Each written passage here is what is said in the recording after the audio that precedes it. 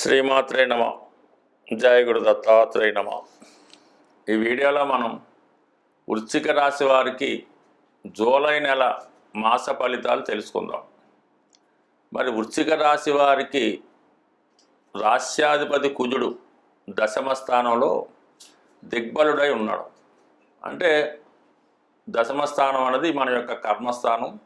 వృత్తిలో చాలా స్ట్రైట్ ఫార్వర్డ్గా చాలా నిజాయితీగా ఉండడం జరుగుతూ ఉంటుంది. అటు ప్రభుత్వ ఉద్యోగులకు కానీ బాధ్యత కలిగిన ఏ ఉద్యోగంలో అయినా మీరు చాలా వరకు నిజాయితీగా ఉండడం వల్ల అది మంచిదే. అలాగే దానిపైన ఏంటంటే కొద్దిగా అదనపు బాధ్యతలు కూడా రావడం, ఇన్నాళ్ళు మీరు చేస్తున్నటువంటి కృషికి తగిన ఫలితం రావడం జరుగుతూ ఉంటుంది. దానివల్ల కొంతమందికి ప్రమోషన్ రావచ్చు, ఒక ఇండిపెండెంట్ ఛార్జీ లాంటిది రావడం వల్ల కామన్గా మీ యొక్క హోదా పెరుగుతూ ఉంటుంది. అలాగే ఎక్కువగా అటు ప్రభుత్వ ఉద్యోగమైనా కొంతవరకు ఎండోమెంట్ సంబంధించింది, ఈ దేవాదాయ ధర్మాదాయ శాఖ ఏదైనా ధార్మిక సంస్థల్లో ఉద్యోగం చేస్తున్న వాళ్ళకు కూడా వారిలో ఒక విధమైన తృప్తి రావడం జరుగుతుంది. బాధ్యతలు పెరుగుతాయి.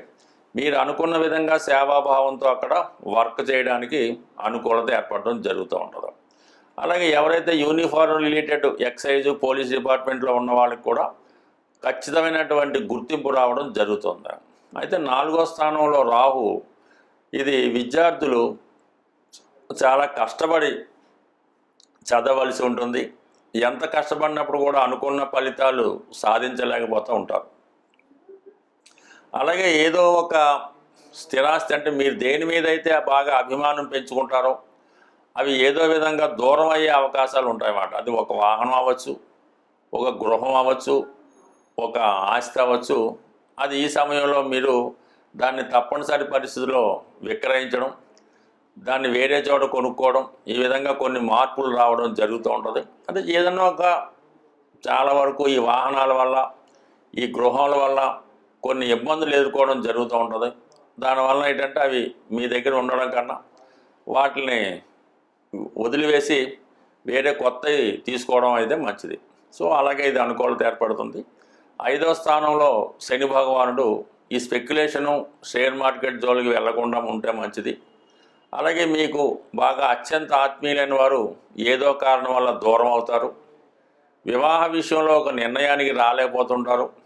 వివాహ సంబంధాలు వస్తున్నప్పుడు కూడా వివాహం ఇప్పుడు చేసుకుందామా తర్వాత చేసుకుందామా ఇలాంటి తర్జన భర్జనలో వివాహ సంబంధాలు వాయిదా వేసుకోవడం జరుగుతూ ఉంటుంది. అయితే శుక్రుడు 7వ స్థానంలోకి రావడం వల్ల కొత్త వారితో పరిచయం ఏర్పడుతూ ఉంటుంది. అలాగే వివాహం చేసుకోవాలనే మీ యొక్క ఆలోచనకి ఒక సరైనటువంటి మార్గం రావడం జరుగుతుంది. అయితే వాయిదా పడుతుంటుంది. సప్తమంలో ఉన్నటువంటి శుక్రుడి మీద శని యొక్క దృష్టి పడడం వల్ల వివాహం చేసుకోవడానికి అన్ని అవకాశాలు వచ్చినప్పుడు కూడా అది ఏదో కారణం వల్ల వాయిదా పడుతూ ఉంటుంది. సరే, దీనివల్ల కొంత కృషి చేసి కఠినమైనటువంటి ఒక గట్టి ప్రయత్నమే చేస్తే తప్ప అది సక్సెస్ అయ్యే అవకాశం అయితే లేదు. అయితే ఇక్కడ దశమాధిపతి రవి అష్టమంలో ఉంటూ గురువుతో కలిసి ఉండడం వల్ల సడన్గా వృత్తిలో ఆదాయం పెరుగుతుంది. కొంతమందికి ప్రమోషన్ ద్వారా అయితేనే వేరే విధంగానైతేనే అదనపు ఆదాయం రావడం జరుగుతూ ఉంటుంది. అలాగే మీ యొక్క సంతానానికి తగినటువంటి ఉద్యోగం కానీ వారికి ఏదో శుభవార్త కానీ జరిగే అవకాశం ఉంది. సో ఏదైనా వృశ్చిక రాశి వారికి ఈ గ్రహాలు చాలా వరకు అనుకూలంగా ఉన్నప్పుడు కూడా 4వ స్థానంలో ఉన్నటువంటి రాహు ప్రభావం మాత్రం చాలా వరకు మీ మీద ఏదో ఒక బలహీనత లోనై అనుకోని చికాకుల్లో కానీ అనుకోని ఇబ్బందుల్లో కానీ ఇరుక్కోవడానికి అవకాశం ఉంటుంది. కాబట్టి అటు కొత్త వారితో పరిచయాలు పెంచుకోవడం కానీ వారితో ఎటువంటి లావాదేవీలు చేయడం కానీ అంత అయితే మంచిది కాదు. ఇక బుధుడు భాగ్యస్థానంలో సంచరించడం వల్ల ఉన్నత వ్యాపార అవకాశాలు రావడం జరుగుతుంది. విద్యార్థులకి ఉన్నత అవకాశాలు వస్తాయి. ఏదో ఒక కొత్త విషయాన్ని తెలుసుకునే ప్రయత్నం చేస్తారు. అంటే 9వ స్థానం ఏ గ్రహం వచ్చినా కూడా ఆ గ్రహం ద్వారా జాతకుడికి అదృష్టాన్ని కలిగించడం జరుగుతూ ఉంటుంది. సో బుధుడు అటు స్నేహితులకి రిప్రజెంట్ చేస్తాడు, మీ యొక్క సిస్టర్స్కి కానీ అలాగే గర్ల్ ఫ్రెండ్స్కి కానీ కారణం అవుతూ ఉంటాడు. వారు ఏదో విధంగా మీకు సహకరించి మీ యొక్క ఏదో ఒక సలహా రూపంలో కానీ ఒక ఆలోచన రూపంలో కానీ సహకరించడం జరుగుతూ ఉంటుంది. ముఖ్యంగా విదేశంలో విద్యను అభ్యసించాలి, లేదంటే ఏదన్నా వేరే మన సొంత ప్రాంతంలో కాకుండా వేరే సిటీలో మీరు విద్య అభ్యసించాలి అనుకునే వారికి ఈ ఉన్నత విద్యా అవకాశాలు మాత్రం 100% మనకి ఈ బుధగ్రహం రావడం జరుగుతూ ఉంటుంది. ముఖ్యంగా ఏంటంటే ఇప్పుడు ఈ వృశ్చిక రాశి వారికి చతుర్థాధిపతిగా ఉన్నటువంటి శని భగవానుడు 5వ స్థానంలో ఉంటూ స్థిరాస్తి సంబంధించిన విషయాల్లో ఏదైనా ఇల్లు కొనుక్కోవాలి, లేదంటే ఒక ఇంటి కొరకు స్థలం కొనుక్కోవాలి అన్నటువంటి ప్రయత్నం చాలా వరకు వాయిదా పడడం జరుగుతూ ఉంటుంది. ఈ విధంగా ఈ 4, 9 భావాల మధ్య, ఈ 4, 8 భావాల మధ్య ఏర్పడినటువంటి ఒక పరివర్తన యోగం లాంటిది. అంటే 4లో ఉన్నటువంటి రాహు గురు నక్షత్రంలో ఉంటూ, అష్టమంలో ఉన్నటువంటి గురువు రాహు నక్షత్రంలో ఉంటూ వీళ్ళిద్దరి మధ్య పరివర్తన జరిగింది. సో దానివల్ల ఏంటంటే సడన్గా మీ కుటుంబంలో అంటే తల్లిగారికి కానీ, తల్లి సమానమైన వ్యక్తులకు కానీ, అంటే అమ్మమ్మలకి వాళ్ళకి కూడా కావచ్చు, సడన్గా ఏదో హెల్త్ ప్రాబ్లం లాంటిది రావడం కూడా జరుగుతూ ఉంటుంది. అలాగే మీరు కొన్ని రోజుల పాటు ఈ నెలలో వృత్తికి కొంత సెలవు పెట్టి వేరే కార్యక్రమాల్లో పాల్గొనడానికి కూడా ఇది ఈ గ్రాసితి ఎక్కువగా చెప్పడం జరుగుతూ ఉంటుంది. బట్ ఏదైనా ఈ నెల ప్రారంభంలో ఈ గ్రహాలన్నీ కూడా 4, 10 స్థానాల మధ్య ఉండిపోయి ఒక విధమైనటువంటి అపసవ్య కాల సర్పదోషం ఏర్పడడం జరిగింది. ఆ కారణం వల్ల అటు వృత్తిలో ఇబ్బందులు ఏర్పడుతుంటాయి, సొంత గృహంలో ఇబ్బందులు ఏర్పడుతుంటాయి, మానసిక అశాంతికి గురవుతుంటారు. మరి ఆ కారణం వల్ల మీరు ఏంటంటే ఈ నెలలో కంపల్సరిగా మీరు 4 అంటే ఎన్ని మంగళవారాలు వచ్చినా ప్రతి మంగళవారం హనుమాన్ ఆలయం దర్శించడం, అలాగే సుబ్రహ్మణ్య స్వామి ఆలయం దర్శించడం, ఈ 2 ప్రతి మంగళవారం చేసుకుంటూ మంగళవారం నియమంగా ఉండడం వల్ల చిన్న చిన్న సమస్యల నుంచి బయటపడి ఏ ఇబ్బంది లేకుండా సజావుగా సాగుతారు. మధ్య మధ్యలో హనుమాన్ చాలీస కూడా చదువుతూ ఉంటే విజయం మీ వైపే ఉంటుంది. స్వస్తి.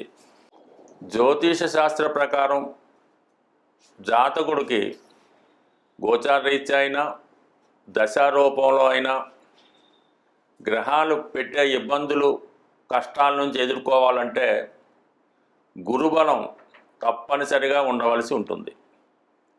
ఈ గురుబలం కొరకు మనం ఈ జూలై నెల అంటే ఆషాఢ మాసంలో జూలై 10వ తారీఖున గురు పౌర్ణిమ రావడం జరుగుతుంది. మరి ఆ కారణం వల్ల ఆ రోజు గురువుల్ని సత్కరించడం వల్ల మీకు గురుబలం పెరుగుతూ ఉంటుంది. అంటే మామూలుగా చేసే రోజుల్లో కన్నా కొన్ని ప్రత్యేక దినాల్లో కొన్ని ప్రత్యేక కార్యక్రమాలు చేయడం వల్ల ఆ బలం విశేషంగా 100 రెట్లు 1000 రెట్లు కూడా పెరుగుతూ ఉంటుంది. అందువల్ల ఏంటంటే మీరు ఈ గురు పౌర్ణమి రోజు ఎవరైతే మీకు విద్య నేర్పారు గురువు, మీ జీవనోపాధికి సహకరించే విధంగా విద్య నేర్పిన వాళ్ళు ఎవరైనా సరే వాళ్ళు మీ గురువుతో సమానం. అంటే గురువు ఎటువంటి వాడు అన్న విషయాన్ని చూడకుండా ఆ గురు పౌర్ణమి రోజు గురువు గారికి చక్కగా వీలైతే పాదాభివందనం చేయండి. దాంతోపాటుగా వారికి సాంప్రదాయమైనటువంటి వస్తువులు అంటే బట్టలు కానీ, వారికి ఏదైతే వాళ్ళు ఇష్టపడుతూ ఉంటారో ఒక సీడ్సో ఫ్రూట్సో గురువుగారికి సత్కరించడం, గురువుగారి ఇంటికి వెళ్ళి ఏదైనా కొద్దిగా ఆ రోజు సేవ లాంటివి చేయడం వల్ల గురుబలం పెరుగుతూ ఉంటుంది. గురువుగారు లేరు, తండ్రి గారు తాతగారు వాళ్ళకి చేయొచ్చు. లేని పక్షంలో అందరికీ గురువు అయినటువంటి సాయిబాబా వారు, రాఘవేంద్ర స్వామి వారు, దత్తాత్రేయుల వారి ఆలయం దర్శించి విధి విధానంగా ఆ రోజు స్వామివారిని అర్చించడం, ఈ విధంగా గురు పౌర్ణిమ చేసుకోవడం వల్ల గురుబలం పెరుగుతుంది. గురుబలంతో మీకు అటు సంస్కారం, అటు ఆరోగ్యం, ఐశ్వర్యం లభిస్తుంది. అలాగే జాతకుడు జీవితంలో సుఖపడాలన్నా, స్త్రీలకి సౌభాగ్యం కలగాలన్నా శుక్రగ్రహం తప్పనిసరిగా జాతకంలో బలంగా ఉండాలి. అటువంటి శుక్రుని యొక్క అనుగ్రహం కోసం ఇదే జూలై నెల 25వ తారీఖు నుంచి శ్రావణ మాసం ప్రారంభమవుతుంది. ప్రారంభమే మనకి శుక్రవారంతో, శ్రావణ శుక్రవారంతో ప్రారంభమవుతుంది. కాబట్టి అది కేవలం ఈ శ్రావణ మాసం, శ్రావణ శుక్రవారం స్త్రీలకే కాకుండా మగవారు కూడా కంపల్సరీగా చేసుకోవాల్సి ఉంటుంది.